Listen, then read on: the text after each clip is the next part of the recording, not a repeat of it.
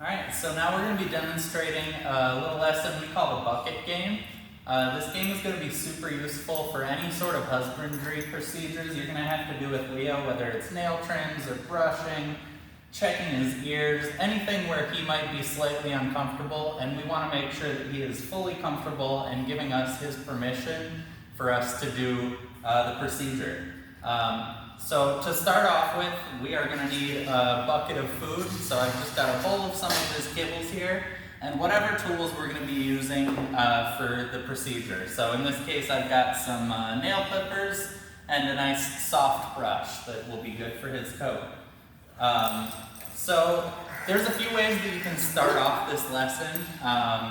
We call them start button behaviors. Some of the start button behaviors we might use are things like a chin rest or a head down, laying on your side. In this case, we're just going to use a super simple behavior, which is going to be looking at this bowl of food. So anytime he's looking at this bowl of food, that's him telling us that he is good to go and we can continue with the procedure. If he looks away from the bowl of food, that's when we are going to stop the procedure and give him some time. When he looks back at the bowl of food, that's when we'll continue. So to start off, I'm going to take the bowl of food, put it right in front of him, and just start clicking and treating for him looking at the bowl of food. We really want to get it into his head that the point of this is to look at the bowl of food. So I'm just going to do that maybe 10 or 15 times. Anytime he's looking at the bowl of food, I'm going to click and treat. And if he's having trouble, I can always move the bowl of food around to make it more enticing, to make him understand that that's the object of this game. Very nice. Once he's kind of got the idea that looking at the bowl of food is what gets him treats, we're going to start adding in some movement with our other hand. So I like to make sure that I'm using one hand for treats and one hand for the procedure, whatever that is. So that he's not looking to sniff my hand every time I reach in. So I'm going to use my left hand to give him treats and my right hand to reach towards him. So I'm going to get him looking at the bowl of food, and then I'm going to start moving my hand towards him.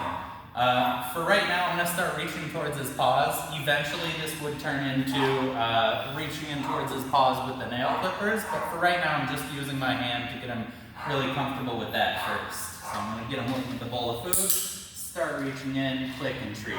And you'll notice I'm only reaching in a couple of inches to start off with. We want to make sure that he's not turning his head to look at my hand. If he does, that's him saying, like, hold on, pause.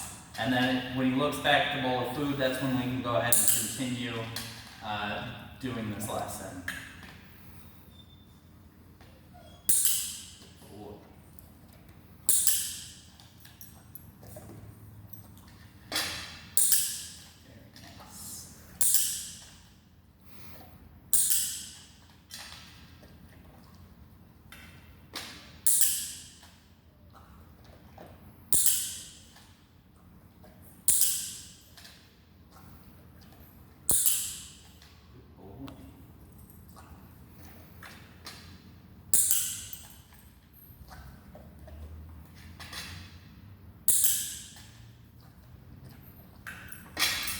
Each time I'm getting a little bit gradually closer to his paw.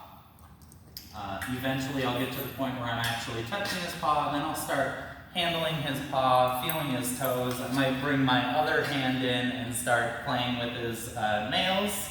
And once he's really comfortable with having his paws handled, that's when we would start adding in the nail clippers. And when we're first adding in the nail clippers, I like to start by adding in touching his paw with just the handles of it, so that we're not doing the metal to start off with. That should make it easier to start off. And we're probably not going to get to actually cutting his nails for maybe the first 5 to 10 lessons of this that we're doing. And when we do finally get to that point where we're trimming a nail, we're only going to trim one nail the first time. So this is a really slow process, and you might be thinking, well, that's all great, but that's going to take months of training, and what am I going to do in the meantime? He still needs to have his nails trimmed. So in that case, what we would do, instead of playing this game to get him more comfortable, we would actually just take some treats, and it would be helpful if you had somebody to help you out. So one person to feed treats and the other person to do the procedure. And in that case, you would just clip his nails, and every time you clip a nail, he gets a treat. It's not going to help him get comfortable with the procedure quite as much as playing this game is going to. But, you know, he needs nail trims, he needs brushed. So we just want to make sure that we're rewarding him while we're doing that. So I'll do a few more repetitions of this, and then we can go ahead and wrap it up.